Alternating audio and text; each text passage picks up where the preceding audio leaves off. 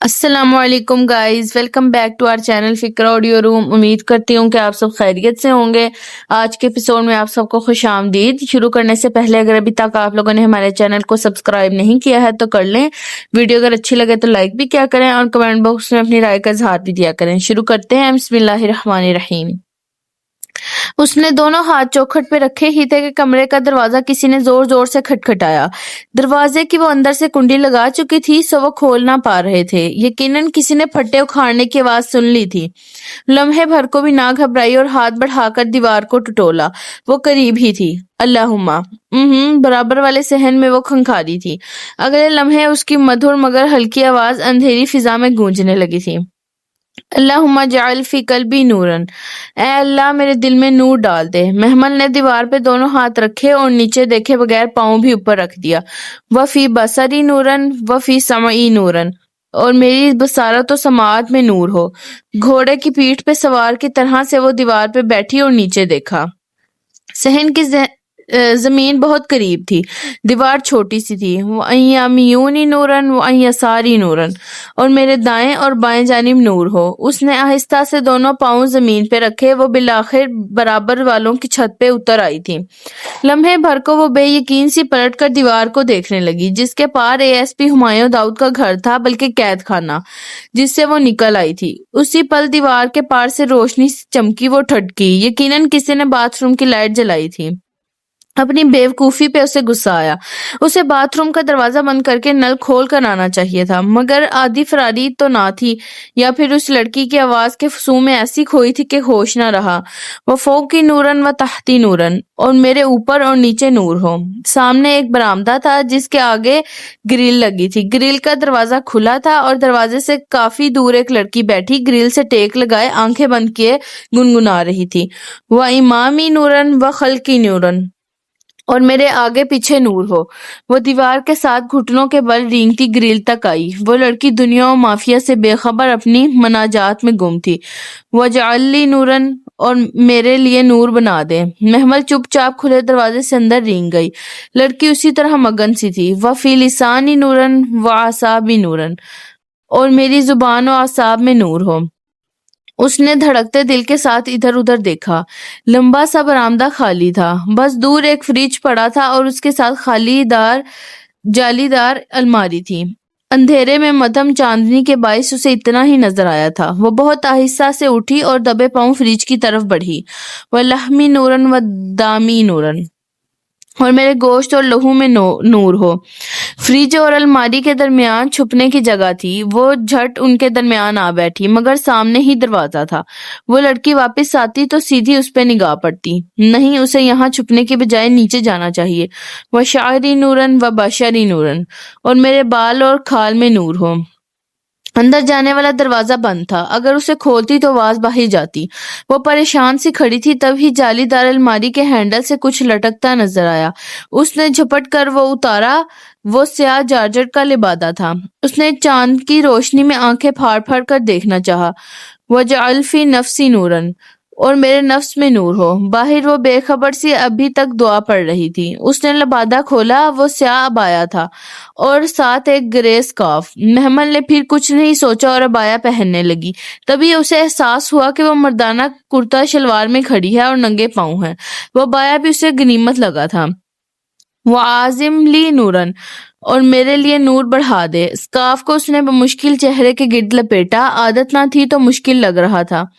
اب اسے کسی طرح نیچے جا کر سڑک تک پہنچنا تھا۔ آگے اپنے گھر کا راستہ تو آنکھیں بند کر کے بھی آ جاتا۔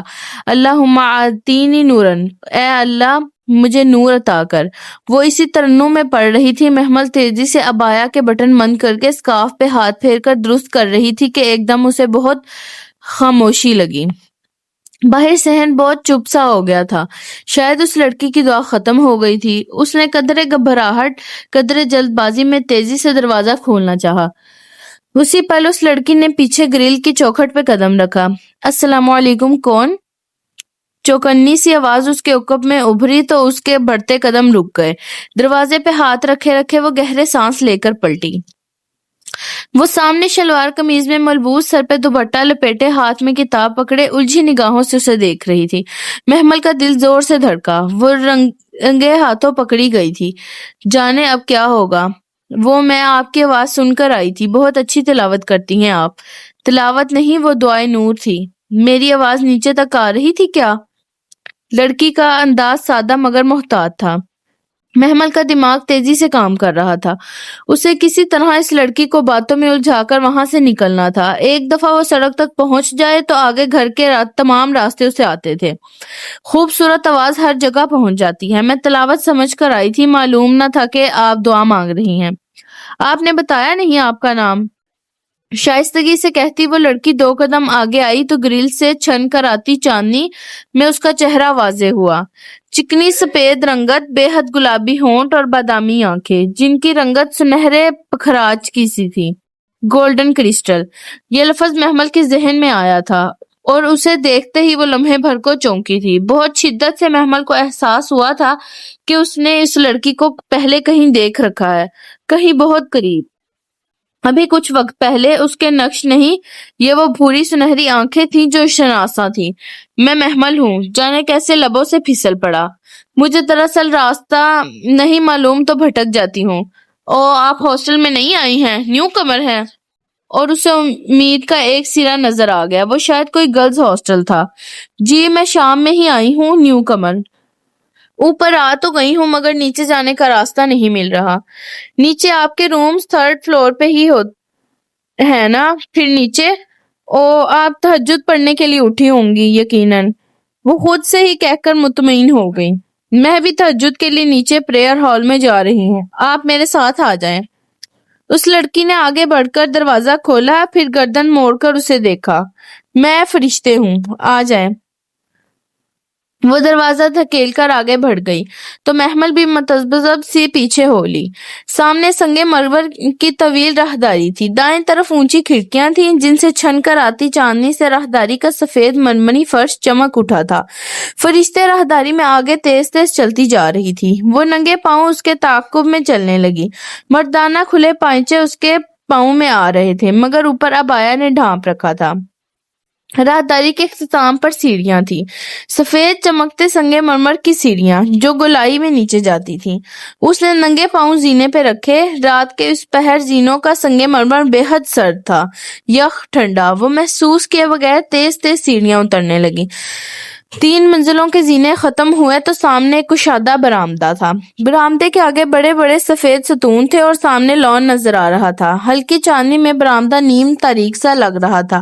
ایک کونے میں چوڑی بے حد چوڑی سیڑھیاں نیچے جاتی دکھائی دے رہی تھی۔ فرشتے ان سیڑھیوں کی طرف بڑھی تو لمحے بھر کو تو اسے خوف آیا۔ وہ بے حد چوڑی سیڑھیاں خاصی نیچے تک جا رہی تھیں، مطلب چاندنی میں چند زینے ہی دکھتے تھے، آگے سب تاریکی میں گم تھا۔ جانے کیا تھا نیچے؟ فرشتے کے پیچھے وہ سہج سہج کر نیم تاریک زینے اترنے لگی۔ بہت نیچے جا کر فرش قدموں تلے آیا تو محسوس ہوا کہ نیچے نرم سا قالین تھا جس میں اس کے پاؤں دھنس گئے تھے۔ وہ ایک بے حد طویل و عریض کمرے میں کھڑی تھی۔ وہ کدھر شروع کدھر ختم ہوتا تھا کچھ پتہ نہ چلتا تھا۔ وہ ادھر ادھر گردن گھماتی اندھیرے میں آنکھیں پھاڑ پھاڑ کر دیکھنے کی کوشش کرنے لگی۔ فرشتے نے دیوار پہ ہاتھ مارا، بٹن دبانے کی آواز آئی اور اگلے ہی لمحے جیسے پورا آسمان روشن ہو گیا۔ محمل نے گھبرا کر ادھر ادھر دیکھا۔ وہ ایک بہت بڑا سا ہال تھا، چھت گیر فانوس اور سپاٹ لائٹس جگمگا اٹھی تھی۔ ہال 6 اونچے ستونوں پہ کھڑا تھا، بے حد سفید ستون، سفید دیواریں، روشنیوں سے جگمگاتی اونچی چھت اور دیواروں میں اونچی گلاس ونڈوز۔ وضو کی جگہ وہ سامنے ہے۔ فرشتے نے اپنے دوپٹے کو پن لگاتے ہوئے ایک طرف اشارہ کیا تو وہ جیسے چونکی، پھر سر ہلا کر اس طرف بڑھ گئی۔ وضو کی جگہ نیم تاریک تھی، سنگ مرمر کی چوکیاں اور سامنے ٹوٹیاں، ایک ایک ٹائل چمک رہا تھا۔ وہ ہر شے کو ستائش سے دیکھتی ایک چوکی پہ بیٹھی اور جھک کر ٹٹولتی کھولی۔ فواد اور وہ ASP محمل ابراہیم کو سب فراموش ہو چکا تھا۔ سنو، کھلے دروازے سے فرشتے نے جھانکا۔ بسم اللہ پڑھ کر وضو کرنا۔ محمل نے یوں ہی سر ہلا دیا اور پھر اپنے گیلے ہاتھوں کو دیکھا جس پہ ٹونٹی سے پانی نکل کر پھسل رہا تھا۔ وہ سر جھٹک کر وضو کرنے لگی۔ فرشتے جیسے اس کے انتظار میں کھڑی تھی۔ محمل اس کے برابر نماز کے لیے کھڑی ہو گئی، شاید تہجد پڑھنی تھی۔ اس نے ہاتھ اٹھائے تو رات بھر کے تمام مناظر ذہن میں تازہ ہو گئے۔ درد کی ایک تیز لہر اس کے سینے میں اٹھی تھی۔ دھوکہ دہی، اعتماد کا خون، فراڈ، بیوقوف بنائے جانے کا احساس، کیا کچھ فواد نے نہیں کیا تھا اس کے ساتھ۔ وہ کس کس کا ماتم کرتی۔ سلام پھیر کے دعا کے لیے ہاتھ اٹھائے تو ساری عمر کی محرومیاں اور ناسازیاں سامنے آنے لگیں۔ میں کیا مانگوں؟ مانگنے کی ایک طویل فہرست ہے میرے سامنے۔ مجھے کبھی وہ نہ ملا جس کی میں نے تمنا کی تھی، جو ایک اچھی زندگی گزارنے کے لیے انسان کے پاس ہونا چاہیے۔ مجھے کبھی بھی وہ نہ ملا جو لوگ جمع کرتے ہیں۔ کیوں میرے پاس وہ سب نہیں جو لوگ جمع کرتے ہیں؟ اور جب دل نے کوئی جواب نہیں دیا تو اس نے چہرے پہ ہاتھ پھیر کر آنسو خشک کیے اور سر اٹھایا۔ سامنے ہال کے سرے پہ ایک بڑا سا سٹیج بنا تھا، درمیان میں میز اور کرسی رکھی تھی، ایک طرف فاصلے پہ ڈائس بھی رکھا تھا، شاید وہاں درس و تدریس کا کام بھی ہوتا تھا۔ کرسی کے پیچھے دیوار پہ بے حد خوبصورت خطاطی سے مزین فریم آویزاں تھا، جس پہ وہ سرسری سی نگاہ ڈالتی ایک دم ٹھٹک کر رکی۔ خوبصورت عربی عبارت کے نیچے اردو میں خوش خط لکھا تھا، پس لوگوں کو چاہیے کہ اس پہ خوشی منائیں۔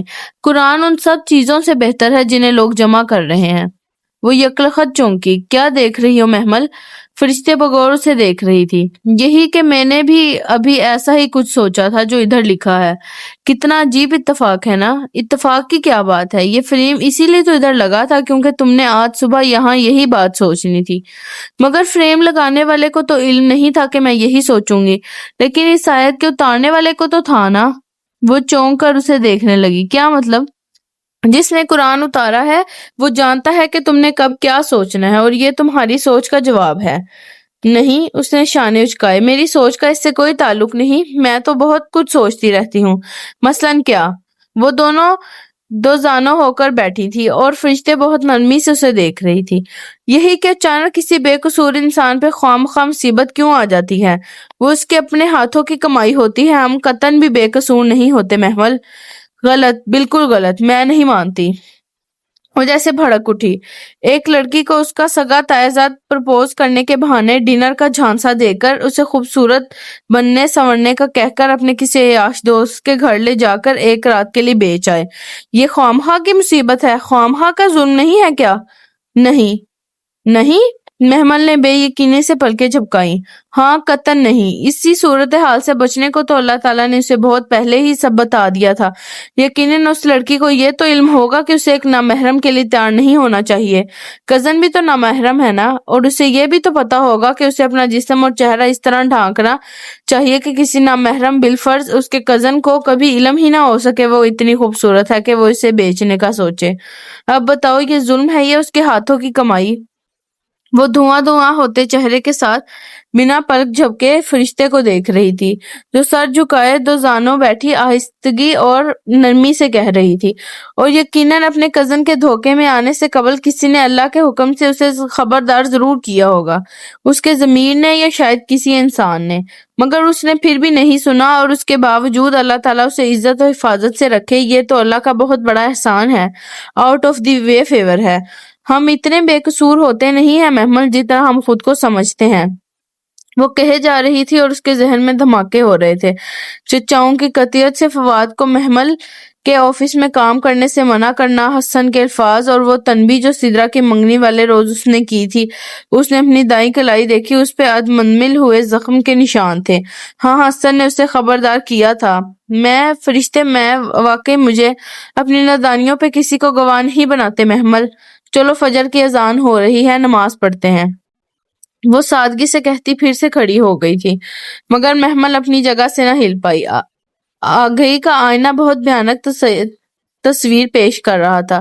اسے ایک ایک کر کے تمام باتیں پھر سے یاد آنے لگی تھی۔ فرشتے ٹھیک کہہ رہی تھی، سب سے زیادہ قصور تو خود اسی کا تھا۔ وہ آخر فواد کی گاڑی میں بیٹھی ہی کیوں تھی؟ اس نے دل اور مصحف میں سے دل کا انتخاب کیوں کیا تھا؟ اس نے بھیگی آنکھیں اٹھائیں۔ فرشتے اسی سکون سے رکوع میں کھڑی تھی اور سامنے وہی الفاظ چمک رہے تھے، قرآن ان سب چیزوں سے بہتر ہے جنہیں لوگ جمع کر رہے ہیں۔ اس کا دل رو دیا تھا۔ کیسے ڈھٹائی سے اس نے اس سیاہ فام لڑکی کو اس کا مصحف واپس کیا تھا۔ اس سمے اس کے آواز میں کیسی بے رخی تھی۔ ٹی وی پہ اذان لگتی یا تلاوت ہوتی تو وہ چینل بدل دیا کرتی تھی۔ یہ آواز کانوں پہ بوجھ لگتی تھی۔ سپارے پڑھنا کتنا کٹھن لگتا تھا، اور فجر تو سوائے پیپرز کے اس نے کبھی نہ پڑھی تھی۔ اب وہی فجر پڑھنے کے لیے وہ فرشتے کے برابر کھڑی تھی۔ میرے اللہ تعالیٰ مجھے گھر واپس پہنچا دے۔ وہ پھر سے رو دینے کو تھی۔ مجھے تیری قسم میں پھر کبھی فواد بھائی کے ساتھ، کبھی تنہا، کبھی ان کو اکیلے نہیں ملوں گی۔ میں قسم کھاتی ہوں آئی سوئر۔ دعا مانگ کر قدرے پرسکون ہوئی تو چہرے پہ ہاتھ پھیر کر اٹھی۔ ایک بات پوچھوں فرشتے؟ وہ دونوں ساتھ ساتھ ہال کی سیڑھیاں چڑھ رہی تھی۔ پوچھو۔ قسم کھانے سے اللہ مان جاتا ہے؟ قسم ناپسندیدہ چیز ہے، یہ مقدر نہیں بدلتی۔ جو ہونا ہوتا ہے وہ ہو کر رہتا ہے، اور اگر قسم کھا لی جائے تو مرتے وقت تک اس کو نبھانا پڑتا ہے۔ آخری سیڑھی چڑھتے فرشتے ذرا سی چونکی۔ کوئی الٹی سیدھی قسم مت کھانا کہ یہاں سے رہائی ملنے پہ تم فلاں اور فلاں کام کرو گی۔ رہائی؟ برآمدے کی چوکھٹ پار کرتے محمل گڑبڑا گئی۔ دل زور سے دھڑکا۔ ہاں تمہیں گھر جانا ہے نا، میں تمہیں چھوڑ آتی ہوں۔ وہ ساکھ سی اسے دیکھے جا رہی تھی۔ رک کیوں گئی؟ آؤ نا۔ آپ کو کیسے پتا چلا؟ بات یہ ہے محمل کہ اول تو تہجد کے وقت یہاں ہماری مسجد میں کوئی عبایا پہن کر نہیں گھومتا۔ دوم یہ کہ تم نے میرا عبایا اور اسکارف پہن رکھا ہے۔ سوم میں نے تمہیں صحن پھلانگتے دیکھ لیا تھا۔ محمل نے بھکلا کر اپنے جسم پہ موجود عبایا کو دیکھا، جس سے لمبی مردانہ شلوار کے پائچے ذرا ذرا سے جھانک رہے تھے۔ وہ دراصل ہمایوں کے باتھ روم کی کھڑکی ہماری چھت پہ کھلتی ہے۔ اس نے تمہیں باتھ روم میں بند کر دیا تھا نا؟ میں اس سے بات کروں گی، اسے ایسے نہیں کرنا چاہیے تھا۔ تھوڑا سا خشک مزاج ہے مگر دل کا برا نہیں ہے۔ آؤ پھر اس کی شوق شکل دیکھ کر وضاحت کی۔ ہمایوں میرا فرسٹ کزن ہے اور برا آدمی نہیں ہے۔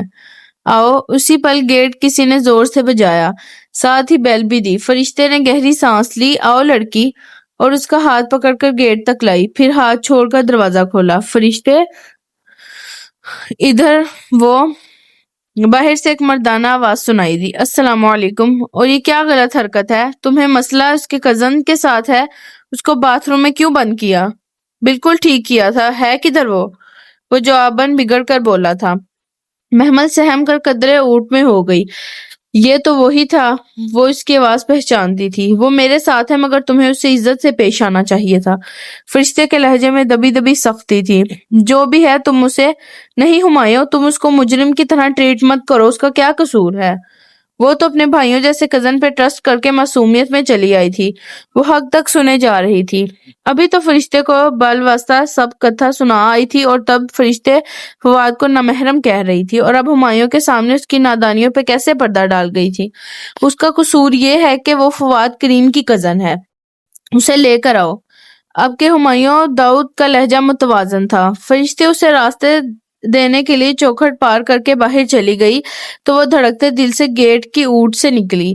سامنے ہی وہ کھڑا تھا، یونیفارم میں ملبوس، مکمل طور پہ تیار، اکھڑ تیور اور ماتھے پہ بل لیے۔ جب میں نے بکواس کی تھی کہ وہاں رہو تو تم نے باہر قدم کیوں نکالا؟ نوکر نہیں ہوں میں آپ کی جو آپ کا حکم مانوں۔ آپ ہیں کون مجھے حکم دینے والے؟ ہاں؟ وہ بھی جواباً گرائی تھی۔ واٹ؟ تم زبان سنبھال کر بات کریں ایس پی صاحب، میں مسجد میں کھڑی ہوں اور اب آپ کو مجھ پہ کوئی زور نہیں ہے۔ اس نے گیٹ کا کنارہ مضبوطی سے پکڑ رکھا تھا۔ تم؟ وہ سخت کہتے کہتے ضبط کر گیا، پھر فرشتے کی طرف پلٹا جو خاموشی سے سب دیکھ رہی تھی۔ اس سے کہو کہ میرے ساتھ آئے، میں اس کا دشمن نہیں ہوں۔ فرشتے نے خاموشی سے ہمایوں کی بات سنی، اور جب وہ چپ ہوا تو وہ محمل کی طرف مڑی۔ اس کے ساتھ چلی جاؤ، یہ تمہارا دشمن نہیں ہے۔ مجھے ان پر رتی برابر بھروسہ نہیں ہے، ہونا بھی نہیں چاہیے، مگر تمہارے تنہا گھر جانے اور پولیس موبائل میں جانے میں فرق ہوگا اگر تم اپنے فیصلوں میں آزاد ہو۔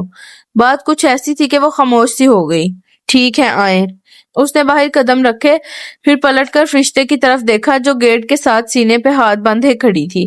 اس کی پشت پہ وہ عالیشان 3 منزلہ عمارت تھی جس کے اونچے سفید ستون بہت وقار سے کھڑے تھے، جیسے کوئی بلند و بالا سفید محل ہو۔ اس کا گنبد نہ تھا مگر فرشتے اسے مسجد کہہ رہی تھی۔ اس سے متصل بنگلہ اپنی خوبصورت آرائش کے ساتھ وہیں موجود تھا جہاں اس نے رات میں دیکھا تھا۔ فجر کی نیلاہٹ میں وہ اور بھی شاندار لگ رہا تھا۔ تھینکس وہ کہہ کر رکی نہیں۔ ہمایوں سامنے کھڑی پولیس موبائل کی ڈرائیونگ سیٹ سنبھال چکا تھا۔ وہ اعتماد سے چلتی ہوئی آئی اور فرنٹ ڈور کھول کر نشست سنبھالی۔ آپ مجھے میرے گھر لے کر جا رہے ہیں؟ نہیں، سرد سے انداز میں کہہ کر وہ گاڑی سڑک پر ڈال چکا تھا۔ پھر ہم کہاں جا رہے ہیں؟ تھانے۔ مگر مجھے گھر۔ بی بی مجھے بحث پسند نہیں ہے، خاموش رہو۔ اس کو جھڑک کر ہمایوں نے سپیڈ بڑھا دی۔ وہ نم آنکھوں سے سامنے سڑک کو دیکھنے لگی، جانے اس کی قسمت اس کو اب اور کیا دکھانے والی تھی۔ آج کے لیے بس اتنا ہی۔ اب ملتے ہیں کل کے ایپیسوڈ میں۔ ہمیشہ خوش رہیں، ہنستے مسکراتے